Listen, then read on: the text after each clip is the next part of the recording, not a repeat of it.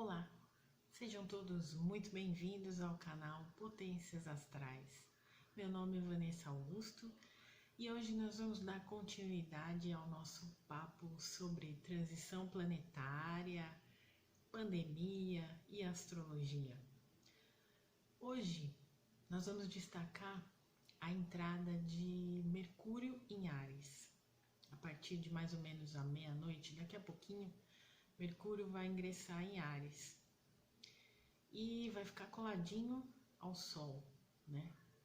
Não especificamente no mesmo grau, porque ele vai transitar, ainda vai ter algumas oscilações, mas essa entrada de Mercúrio em Áries faz com que a nossa comunicação seja influenciada de uma forma muito peculiar, porque Áries é o signo do elemento fogo, é um signo que na comunicação ele se expressa muito diretamente, muito de uma forma clara, objetiva e muitas vezes impulsiva.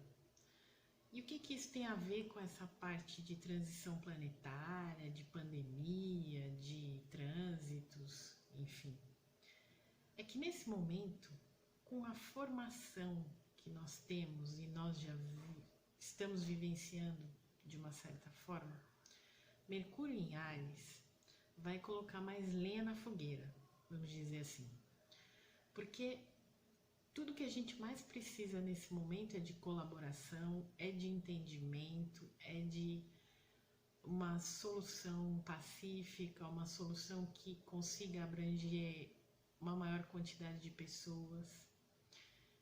E Mercúrio em Áries pode vir causar uma certa confusão, um certo destempero, um certo esquentar dos ânimos nesse momento. Mais especificamente na semana que vem, quando a gente voltar a conversar, os ângulos podem estar muito acirrados por conta de tudo isso.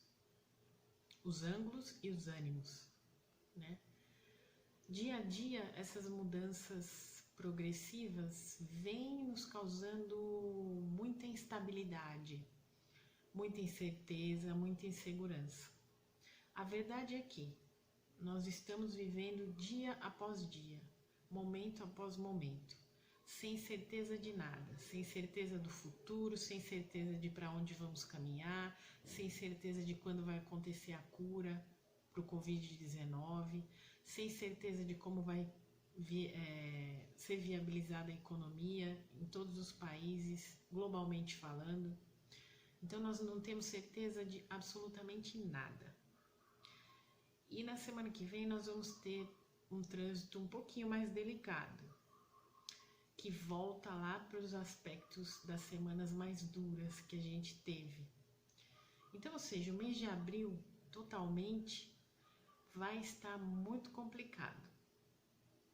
Mas, por outro lado, nós estamos vendo um movimento muito grande provocado pelas influências de Netuno em Peixes e de Saturno em Aquário, de uma grande coletividade, uma grande maioria de pessoas se mobilizando em prol de outras.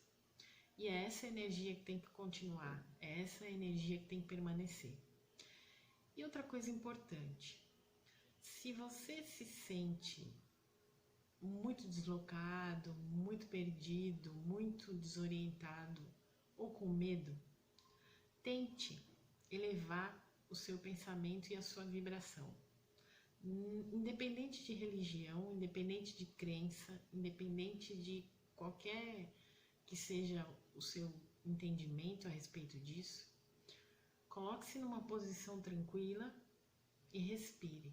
Procure respirar, feche os olhos e respire profundamente, várias e várias vezes.